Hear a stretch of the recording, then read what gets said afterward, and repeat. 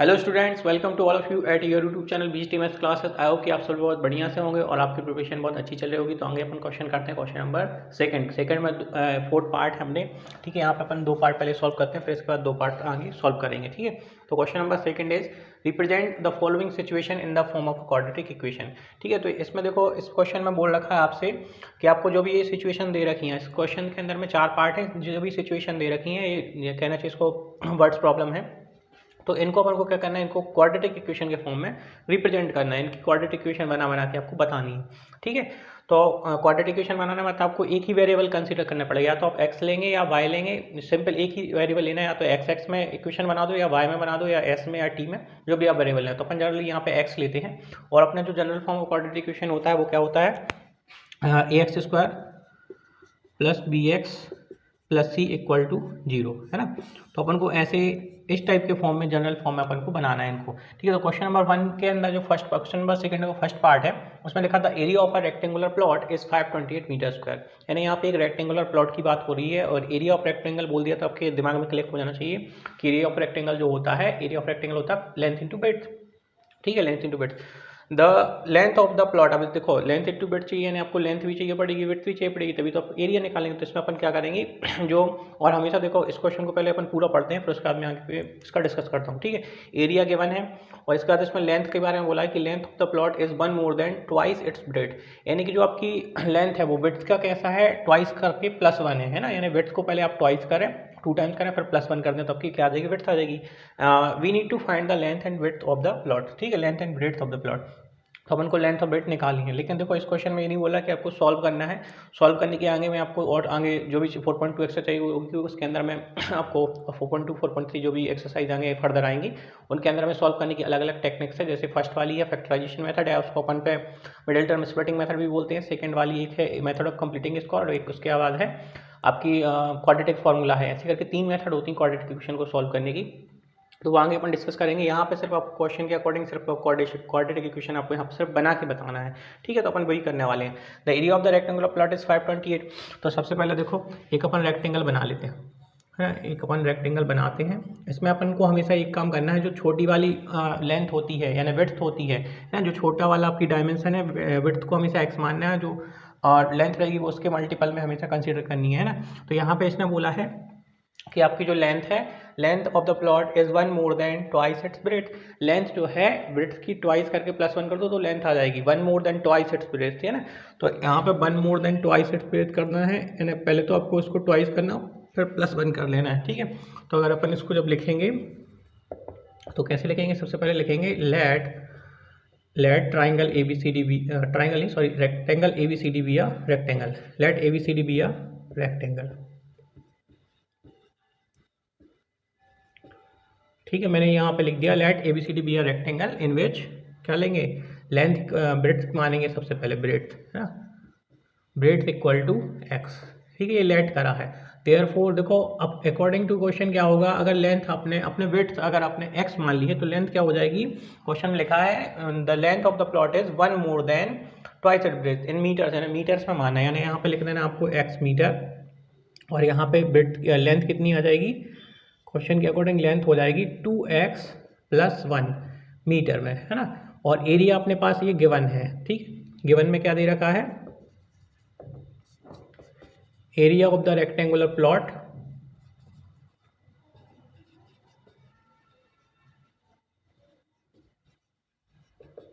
Equal to कितना दे रखा है, 528 मीटर स्क्वायर, ठीक है। ये अपने पास गिवन है। तो अपन को क्या करना है, देखो एरिया ऑफ रेक्टेंगल, और अपन को ये निकालना है। इस क्वेश्चन में बोला है कि एल फाइंड करना है और बी फाइंड करना है। देखो क्वेश्चन में ज़्यादा लिखना नहीं है, क्योंकि यहाँ सिर्फ क्वाड्रेटिक इक्वेशन बनाने का बोला गया, सॉल्व नहीं करना है। तो अपन आगे ज़्यादा लिखेंगे नहीं, अब इसको सीधे मैं सॉल्व करवाता हूँ। एरिया का फॉर्मूला कितना होता है, एरिया ऑफ रेक्टेंगल का फॉर्मूला होता है लेंथ इंटू ब्रेड्थ। तो L into B equal to कितना आ जाएगा, 528 मीटर स्क्वायर। अब लेंथ कितनी अपने निकाली है, 2x + 1, 2x + 1, और ब्रेड्थ कितनी है, x है ना। तो इन दोनों का अपन मल्टीप्लाई कराएंगे तो कितना आना चाहिए, 528 मीटर स्क्वायर। अब इसको हटा लेते हैं अभी फिलहाल। तो यहाँ पे कितना आ जाएगा, देखो 2x का जब मल्टीप्लाई x के साथ होगा तो 2x स्क्वायर बन जाएगा, प्लस जब 1 का मल्टीप्लाई x के साथ होगा तो कितना बनेगा, 1x बनेगा, x लिख देंगे और इक्वल में 528 हो जाएगा। तो यहाँ पे कितना आ जाएगा देखो 2x स्क्वायर प्लस x, और ये 528 जब लेफ्ट में आएगा, लेफ्ट में ट्रांसपोज होगा तो उधर पे कैसा है, इसका साइन प्लस का है, इधर लेफ्ट में आगे कैसा हो जाएगा नेगेटिव का, तो 528 इक्वल टू 0। तो अब ये जो है अपना कैसा बन गया है, ये क्वाड्रेटिक इक्वेशन के फॉर्म में है, ठीक है। ax square plus bx plus ये अपना जनरल फॉर्म है, इससे कंपेरिजन कराएंगे तो ये क्या हो जाएगा अपना क्वाड्रेटिक इक्वेशन का फॉर्म बन जाएगा। अब इसको आपको सॉल्व अगर करना है तो आपको इसको क्या करना पड़ेगा, आप इसकी आगे फर्दर 3 मेथड्स होती हैं या तो आप मिडिल टर्म स्प्लिटिंग करा दो, है ना, या फिर इसका क्वाड्रेटिक फॉर्मूला लगा दो, या मेथड ऑफ कंप्लीटिंग इसको लगा दो, जो कि अपन आगे कर रहेंगे। अभी सिर्फ क्वेश्चन में बोला गया था कि आपको क्या करना है, सिर्फ सिचुएशन इसको अपन को रिप्रेजेंट करना था क्वाड्रेटिक इक्वेशन के फॉर्म में, ठीक है। तो ये अपना हो गया। अब जिस भी बच्चे को ये समझ में नहीं आया कि यहाँ पर 2x1 कैसे लिखा, तो मैं उसको क्लियर कर देता हूँ, ठीक है, ध्यान से देखना। इसमें लिखा था length of the plot is 1 more than twice it's breath, यानी आपको जो भी विड्थ है या उसकी ब्रेथ है उसका क्या कर देना है, उसमें क्या करना है देखो 1 more than twice, 1 more than twice, यानी कि ट्वाइस से 1 ज़्यादा होना चाहिए, 1 मोर होना चाहिए।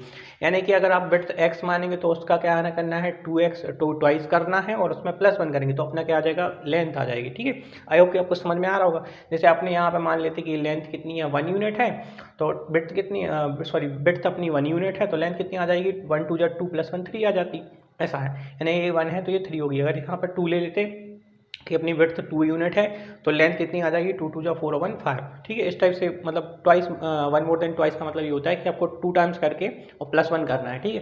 तो आई होप कि आपको समझ में आ गया होगा। तो ये अपनी क्या होगी, इक्वेशन फॉर्म हो चुकी है। यहाँ इसके बाद आपको लिखना, यहाँ पर क्या कर देना, बंद कर देना, बोल देंगे that's it, this is the required quadratic equation. आगे अगर आपको लिखना है तो यहाँ लिख सकते हैं आप, this is the required quadratic equation, ठीक है। यहाँ पे आपको पूरा लिखना है, मैं शॉर्ट में लिख रहा हूँ की हुई, ठीक है। तो आई होप कि आपको समझ में आ गया होगा। अपन नेक्स्ट करते हैं second question, the product of 2 consecutive positive integers is 306, we need to find their in the integers, ठीक है। तो इस क्वेश्चन के अंदर देखो सेकंड जो पार्ट है इसमें लिखा है कि आपके पास 2 कॉन्जिक्यूटिव इंटीजर्स हैं। तो यहाँ पे जो वर्ड आया कॉन्जिक्यूटिव, इसका मतलब होता है रेगुलर, यानी आपको 2 रेगुलर नंबर्स लेने हैं, वो भी कैसे लेने हैं, पॉजिटिव इंटीजर्स लेने हैं, यानी पॉजिटिव नंबर्स लेने हैं, ठीक है। तो अपन क्या करेंगे, सबसे पहले जो छोटा है ना, छोटे वाले नंबर को क्या मान लेंगे, x मान लेंगे, और जो उसके नेक्स्ट वाला नंबर क्या हो जाएगा, कॉन्जिक्यूटिव बोला है इस वजह से नेक्स्ट वाला नंबर क्या हो जाएगा, मतलब जैसे अगर अब मैंने माना कि वो एक नंबर जो है, जो भी अपन को माना वो 6 है, तो कॉन्जिक्यूटिव मतलब रेगुलर है, आगे का क्या हो जाएगा 7 हो जाएगा, यानी +1 करा। तो इस टाइप से अपन मान लेंगे, सॉरी निकल गया लगा लेते, ठीक है। तो अपन कर देते हैं, यहाँ पर देखो लिखते हैं, लिखने का तरीका रहेगा, let the numbers be x and x + 1। आप चाहें तो इसको y और y + 1 भी ले सकते हैं। अगर आपको y के फॉर्म में लिखना है, y वेरिएबल लेके लिखना है इक्वेशन, तो आप y भी ले सकते हैं, ऐसे या t कुछ भी ले सकते हैं, लेकिन जनरली x ही लेके ज़्यादातर बुक्स में कराते, तो वैसे अपन कर रहे हैं। तो let the number be x and x + 1। तो x एंड x + 1 ही क्यों लिया, क्योंकि क्वेश्चन के अंदर लिखा है कि the product of 2 consecutive integers, यानी यहाँ पर लिखा कॉन्जिक्यूटिव वर्ड यूज करा गया है ना, पॉजिटिव इंटीजर्स होना चाहिए, x और x + 1 दोनों कैसे रहेंगे, ग्रेटर देन 0 रहेंगे। और इनका प्रोडक्ट करना है। प्रोडक्ट का मतलब क्या हुआ, प्रोडक्ट मतलब होता है मल्टीप्लिकेशन कराना है। तो अब अकॉर्डिंग टू क्वेश्चन सीधा आपको लिख देना है, क्या करेंगे, x और x + 1 का क्या करा देना है, मल्टीप्लाई करा देना है। तो वो कितना आएगा, 306 आएगा। तो इसको जब आप सॉल्व करेंगे तो x का मल्टीप्लाई x के साथ होगा तो x² बनेगा, और x का मल्टीप्लाई +1 के साथ होगा तो +x बनेगा, इक्वल में 306 था, उसको आप लेफ्ट में ट्रांसपोज कराएंगे तो x² + x - 306 = 0 आ जाएगा। तो अपन लिख देंगे this is the required quadratic equation, ठीक है। तो आपको इतना ही लिख देना है, ठीक है। तो आई होप कि आपको समझ में आ गया होगा। ये तो बहुत ये वाला तो बहुत सिंपल ही था कि 2 रेगुलर नंबर लेने हैं, 2 कॉन्जिक्यूटिव नंबर लेने हैं, और उनको क्या कर देना है, उनका मल्टीप्लाई करा के इक्वल में 306 करना था। अब इसको सिंपल सॉल्व करेंगे आप, तो आपकी क्वाड्रेटिक इक्वेशन फॉर्म हो जाएगी, ठीक है। तो दैट्स इट। इसके बाद अपन क्वेश्चन नंबर 3 करने वाले, तो आप पॉज करके नोट करिए, ठीक है। That's it, start. Part 3 is Rohan's mother is 26 years older than him. The product of their ages in years 3 years from now will be 360. We would like to find Rohan's present age. ठीक है, देखो इस part के अंदर बोल रखा है आपसे कि आपके पास क्या है, रोहन है, रोहन का बोला गया है कि रोहन की जो माँ है उससे 26 ईयर कैसी हैं, ओल्डर है। ओल्डर का मतलब होता है बड़ी हैं, बड़ी हैं ठीक है, उससे 26 ईयर बड़ी हैं। फिर बोल रहा है the product of their edges, यानी उनकी एजेस का क्या करना है, मल्टीप्लाई कराना है 3 ईयर्स फ्रॉम नाउ, यानी अभी जितनी एज है, प्रेजेंट एज है, उसमें उसके 3 साल बाद की एजेस आपको लेना है। 3 साल बाद की एजेस लेना है तो आपको प्लस करना पड़ेगा। कैसे पता चला कि 3 साल प्लस करना पड़ेगा, 3 ईयर्स फ्रॉम नाउ लिखा है और यहाँ पे देखो ये आपकी जो ऑक्सिलरी वर्ब है या फिर जो हेल्पिंग वर्ब है विल लगी है। विल का क्या विल कहाँ पे लगता है, विल भी कहाँ लगती है, फ्यूचर टेंस में लगती है, मतलब आपको फ्यूचर की बात हो रही है, 3 साल पहले 3 साल बाद की बात हो रही है ना। फ्यूचर मतलब 3 साल बाद की है, 3 आपको 3 क्या कर देना है उनकी एजेस में, प्रेजेंट एज में 3 प्लस करना है, दोनों की एज में, दोनों की प्रेजेंट एज में 3 प्लस कराना है, फिर उनका प्रोडक्ट कराना है। तो प्रोडक्ट कराने पे कितना आएगा, विल बी 360, यानी उनका प्रोडक्ट आएगा 360। We would like to find Rohan's percentage, यानी अपन को रोहन की जो है प्रेजेंटेज अभी निकालनी है, तो अपन क्या करेंगे, जो निकालना है उसको एक्स मान लेते हैं। तो इस टाइप के जो भी एज बेस्ड क्वेश्चन आएंगे उसमें आपको क्या करना, हमेशा जो छोटा रहेगा उसकी एज को हमेशा एक्स मानना है। तो यहाँ पर रोहन की पूछिए तो अपन रोहन छोटा रहेगा उसकी माँ से, तो उसको एक्स मान लेते हैं। तो अपन लिखेंगे, देखो यहाँ पे सॉल्यूशन करते हैं थर्ड वाले का। Let Rohan's present age be X years. अपन को क्या करना है, रोहन की एज जो छोटा वाला उसकी एज को एक्स मानना है। तो देखो क्वेश्चन में लिखा था Rohan's mother is 26 year older than him, तो देखो उसकी माँ की एज कितनी हो जाएगी, रोहन्स मदर एज कितनी हो जाएगी, एक्स प्लस 26, क्योंकि रोहन्स मदर्स प्रेजेंट एज है ये, है ना, रोहन्स मदर्स लिख देंगे यहाँ पे, प्रेजेंट एज है, किसकी बात करी, प्रेजेंट की। ठीक है, इन दोनों की प्रेजेंट एज अभी ली है अपन ने, रोहन की एक्स है तो रोहन की माँ उससे 26 ईयर बड़ी हैं, तो उसमें प्लस 26 हो जाएगा। ठीक है, इतने ईयर्स। फिर अब अकॉर्डिंग टू क्वेश्चन क्या करना है, देखो क्वेश्चन में लिख रखा है 3 years from now, 3 years from now, यानी अब 3 साल बाद क्या करना है, दोनों की एजेस 3 साल बाद अभी से जो एज है उसमें 3 दोनों में ऐड करा देना है, 3 ईयर्स फ्रॉम नाउ करना है, उनका मल्टीप्लाई कराना है। तो देखो रोहन की एज थी एक्स, उसमें अपन 3 ऐड करेंगे, और उसकी रोहन की माँ की एज थी एक्स प्लस 26, उसमें भी 3 ऐड कराएंगे, और दोनों का क्या कराना है, प्रोडक्ट कराना है। The product of their edges 3 years from now, दोनों में 3 ऐड करा दिया क्योंकि 3 साल आगे उनकी एजेस को बढ़ाना था, और उनका मल्टीप्लाई कराएंगे, कितना आ रहा था, नाउ विल बी 360, तो इक्वल में कितना लिखना है अपन को, यहाँ पे 360 लिख देना है। ठीक है, अब आप इसको सॉल्व करेंगे तो आपकी क्वाड्रेटिक इक्वेशन फॉर्म हो जाएगी। तो देखो x का जब यहाँ पे पहले इसको सॉल्व कर लेते हैं, तो यहाँ पे कितना आ जाएगा, x plus 3 into x plus कितना हो जाएगा, यहाँ 26 और 3 कितना हो जाएगा, 29, इक्वल में 360 आ जाएगा। ठीक है, अब इसको मैं क्या करने वाला हूँ, उसको ठीक है यहीं पे लिख लेते हैं, वहाँ पे यहीं पे लिख लेते हैं। ठीक है, तो देखो x का जब x के साथ मल्टीप्लाई होगा तो एक्स स्क्वायर आएगा, और x का जब 29 के साथ मल्टीप्लाई होगा तो 29x आएगा, प्लस फिर इस 3 का मल्टीप्लाई इन दोनों के साथ कराएंगे तो 3 का जब x के साथ होगा तो 3x आएगा, प्लस 3 का 29 के साथ मल्टीप्लाई होगा तो 29 3 87 होता है। ठीक है, अब क्या कराना है, 360 को उसमें लेफ्ट साइड में लेके आ जाते हैं, तो यहाँ पे कितना आ जाएगा, देखो एक्स स्क्वायर प्लस 29x और 3x दोनों सिमिलर टर्म है, लाइक टर्म से, तो ऐड होंगे तो 29 और 3 32x बन जाएगा, प्लस अब ये क्या करने वाले अपन 87 यहीं पे है, 360 को लेफ्ट में लेके आते हैं, इक्वल में कितना आ जाएगा, 0। तो अब नेक्स्ट इसमें क्या होगा, देखो x square, this implies x square plus 32x, और देखो 360 बड़ा है और ये नंबर अपना छोटा है, तो 360 में से 87 को अपन क्या करेंगे, माइनस करेंगे, और साइन कौन सा आएगा, जो 360 बड़े नंबर का साइन है, माइनस आएगा यहाँ पे, तो यहाँ माइनस लगा दिया, और 360 में से आपको 87 को माइनस कर देना है। ठीक है, तो 10 - 7 3 आएगा, कैरी 1, 16 - 9 7 आएगा, कैरी 1, और यहाँ पर 273 आ जाएगा। ये आप कैलकुलेशन आप खुद से भी कर सकते हैं। ठीक है, तो ये अपना कैसा है, क्वाड्रेटिक इक्वेशन फॉर्म हो गया है ना, ax square plus bx plus c जैसा मैच कर रहा है, तो अपन लिख देंगे yes this is a quadratic equation. ठीक है, yes this is a quadratic equation. तो ये अपना थर्ड क्वेश्चन जो है उसका क्वाड्रेटिक इक्वेशन अपन ने फॉर्म कर लिया। तो आई होप कि आपको समझ में आ गया होगा। ठीक है, इसके बाद क्वेश्चन नंबर 4, इसका जो फोर्थ पार्ट है, सेकंड क्वेश्चन का फोर्थ पार्ट है, वो करते हैं। अ train travels a distance of 480 kilometre at a uniform speed, यानी इस क्वेश्चन के अंदर लिख रखा है कि एक ट्रेन है, वो कितनी डिस्टेंस तक ट्रेवल कर रही है, 480 किलोमीटर तक जा रही है। If that speed had been 8 kilometre per hour less than it would have taken 3 years more to cover the same distance. अब देखो डिस्टेंस को सेम रखना है, और इस यहाँ पे कंडीशन लगा दी कि आपकी जो स्पीड है उसको आप 8 किलोमीटर पर आवर से लेस कर लें, यानी अगर आप अपनी बाइक को 50 से चला रहे थे या 80 पे चला रहे थे, तो आप उसको 8 कम करके 72 पे ले आइए।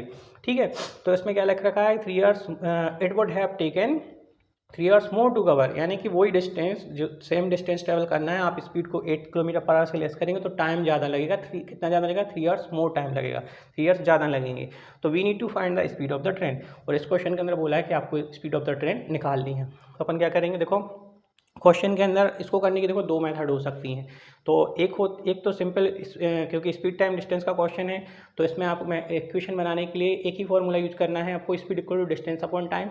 एक तरीका और हो सकता है, क्योंकि यहाँ आप देखो टाइम डिफरेंस दे रखा है 3 आवर्स मोर लिखा है ना, टाइम डिफरेंस लिखा है, तो अपन इसको चाहे तो टाइम डिफरेंस के टर्म में भी कर सकते हैं। तो मैं यहाँ पे आपको टाइम डिफरेंस के टर्म में करना सिखा रहा हूँ। टाइम डिफरेंस यहाँ पे 3 आवर्स का है, तो मैं टाइम के इक्वल में बनाऊंगा, जो भी फॉर्मूला बनेगा speed equal to distance upon time होता है, तो मैं time equal to distance upon speed वाला फॉर्म बनाने वाला हूँ। ठीक है, और यहाँ पे स्पीड निकालने का बोला तो उसको अपन एक्स मानेंगे।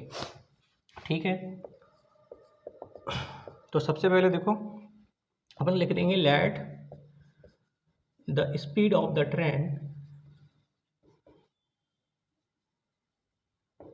B x kilometre per hour. ठीक है, अपन स्पीड मान लेते हैं x किलोमीटर पर आवर है, और गिवन में अपने पास क्या था, देखो गिवन में दे रखा था डिस्टेंस कितनी थी, डिस्टेंस है 480 किलोमीटर है ना, 480 किलोमीटर डिस्टेंस दे रखी है। और देखो फॉर्मूला टाइम यहाँ पे पता नहीं है, तो अपन टाइम मान लेते हैं। देखो यहाँ पे क्योंकि टाइम डिफरेंस के टर्म में कराने वाला हूँ मैं, इसलिए यहाँ पे मैंने T1 ले लिया है और T2 दूसरा टाइम ले लेंगे। तो यहाँ पे टाइम डिफरेंस 3 है, तो अपन ठीक है दोनों का डिफरेंस 3 लिख देंगे। तो मैं टाइम डिफरेंस वाले मेथड से करा रहा हूँ आपको। ठीक है, अब ध्यान से देखिए, आपको समझ में आ जाएगा कि मैं क्या बोल रहा हूँ। ठीक है, तो आप फॉर्मूला लिखो कि जो फॉर्मूला होता है मेन कौन सा, speed equal to distance travelled divide by time taken, है ना। फॉर्मूला होता है speed equal to distance travelled divide by time taken की स्पीड, जो जिससे अपन बोलते हैं कि 80 kilometre per our, 80 kilometre distance हो गया, पर आवर टाइम हो गया, तो ये स्पीड हो जाती है ना। तो वो जो अपन बोलते हैं 80 किलोमीटर, उसी में फॉर्मूला अपने आप मिल जाता है अपन को, है ना। तो देखो स्पीड अपन ने कितनी रखा है कि अपन यहाँ पे वैल्यू पुट करते हैं। स्पीड अपन ने मान रखी है x किलोमीटर पर आवर, यहाँ पे रख देंगे x, और यहाँ पे डिस्टेंस कितनी दे रखी है 480, और टाइम अपन ने कितना मान रखा है, इनिशियल टाइम कितना मान रहा है कि पहले जो जिस भी टाइम से जा रहा था, जितने से x स्पीड से जा रहा था 480 किलोमीटर जाना था, तो उसको T1 टाइम लगा। अपन ने मान लिया T1 आवर्स लगे, इतने आवर्स लगे। T1 आप कुछ भी हो सकता है नंबर में 1 2 3 4 जितने आवर्स लगे हो, तो T1 आवर्स मान लिया। अब इसमें अपन क्या करेंगे, यहाँ पर T1 की वैल्यू निकालेंगे, तो ये T1 यहाँ आ जाएगा और x की जगह ट्रांसपोज हो जाएगा, तो 480 अपॉन x आ जाएगा। यहाँ पे इसको इक्वेशन 1 दे देना। अब देखो क्वेश्चन में आगे लिख रखा है, क्वेश्चन में लिखा है इफ़, यानी अब आगे या कंडीशन लगेगी, if the speed had been 8 kilometre per hour less it would have taken 3 hours more to cover the same distance. तो अभी अपन ने क्या करा, देखो time equal to distance upon speed बनाया है, तो अपन दूसरा वाला भी अपन क्या कर लेते हैं, T2 निकाल लेते हैं कि दूसरी बार टाइम कितना लगेगा, क्योंकि उसकी भी बात नहीं बोली गई कि T2 कितना है ना। लेकिन अपने पास एक चीज़ है, अच्छा T2 जो होगा वो कितना होगा, इसे T2 लिख सकते हैं अपन। T2 कितना होगा कि उसने क्या करा, T2 क्या होगा, टाइम कितना होता है, टाइम होता है, यहाँ से अपन फॉर्मूला अगर बनाना चाहें टाइम का तो कितना बना सकते हैं, time equal to distance upon speed, है ना। Time equal to distance upon speed. तो यहाँ पे देखो टाइम अपन T2 ले रहे हैं, डिस्टेंस कितनी, डिस्टेंस तो सेम लेनी है, डिस्टेंस है 480, और अब की बार जो स्पीड है, स्पीड कितनी कर दी थी, 8 किलोमीटर पर आवर लेस कर दी थी, यानी अपनी स्पीड x थी और उसमें कितना करना है, x माइनस 8। स्पीड जो पहले स्पीड थी इनिशियल जो पहली स्पीड थी, शुरू में जो स्पीड थी उसमें से 8 कम कर देना है, और फिर कितना टाइम लग रहा है, 3 आवर्स मोर लग रहा है। यानी कि इसको आप चाहें तो आप लिख सकते हैं T1 प्लस T2 की जगह लिख सकते हैं T1 प्लस 3, है ना। तो अभी यहाँ पे फिलहाल मैंने T2 लिख दिया कि T2 जो टाइम होगा वो 480 अपॉन x माइनस 8 होगा। अब क्वेश्चन में दे रखा है कि 3 आवर्स, है ना, it would have taken 3 hours मोर, है ना। यानी कि ये जो इन दोनों में जो डिफरेंस होगा वो कितना होगा, 3 आवर्स का रहना चाहिए। और टाइम कहाँ ज़्यादा लगेगा, आप बताओ, टाइम इसमें ज़्यादा लगा होगा कि इसमें ज़्यादा लगा होगा। देखो समझो, पहले जो स्पीड थी वो x थी, अब स्पीड क्या करिए, x माइनस 8 करिए, यानी स्पीड कम करेंगे। तो आपको जैसे बाइक चलाते हुए आपने देखा होगा कि स्पीड कम करते हैं तो टाइम एक्स्ट्रा लगता है। स्पीड कम हो जाती बाइक की, तो किसी जगह अपन मान लो अपने गांव से या अपने शहर से एक दूसरे शहर ट्रेवल कर रहे हैं, तो आप अगर अपनी स्पीड जो है, जैसे आपको 20 किलोमीटर जाना है, ठीक है, और आपने क्या करा कि 80 की स्पीड से जा रहे हैं, तो आपको समय लग रहा है, मान के चलो 10 मिनट लग रहा है ना, 10 मिनट मान लो, एक एग्जांपल दे रहा हूँ। लेकिन आप जब 20 किलोमीटर जाना और आप 50 की स्पीड से जाओगे तो 10 मिनट से आपको कितने 50 मिनट भी लग सकते हैं। एक एग्जांपल दे रहा हूँ, आप समझ जाएंगे कि क्या बात कर रहा हूँ, ठीक है। क्योंकि अपन स्पीड कम करते हैं तो टाइम एक्स्ट्रा लगना ऑब्वियस सी बात है, टाइम ज़्यादा लगेगा। तो टाइम ज़्यादा कौन सा वाला होगा इन दोनों में से, देखो यहाँ पर लिख सकते हैं since T2 greater than T1, है ना। क्यों? T2 ज़्यादा होगा, तो इसमें अपन लिखेंगे, देखो अकॉर्डिंग टू क्वेश्चन ATQ लिखना है आपको यहाँ पर। T2 माइनस T1 जो होगा वो कितना होगा, T2 माइनस T1 कितना होगा, 3 आवर्स होगा, है ना। क्वेश्चन में लिख रखा है कि 3 घंटे ज़्यादा लग रहा है, अगर स्पीड को 8 किलोमीटर पर आवर से कम कर दो तो 3 आवर्स ज़्यादा ले रहा है। तो यहाँ पे इसलिए मैंने T2 माइनस T1 ये वाला ज़्यादा वाला टाइम है T2, क्योंकि 8 स्पीड कम हुई है, तो और ये T1 था, ये पहले वाली उसकी वो थी, पहले वाला टाइमिंग थी, ठीक है। तो इसको अपन T2 की वैल्यू यहाँ से और T1 की वैल्यू लिखेंगे और अपनी इक्वेशन फॉर्म कर लेंगे, ठीक है। आई होप कि आपको समझ में आ रहा होगा।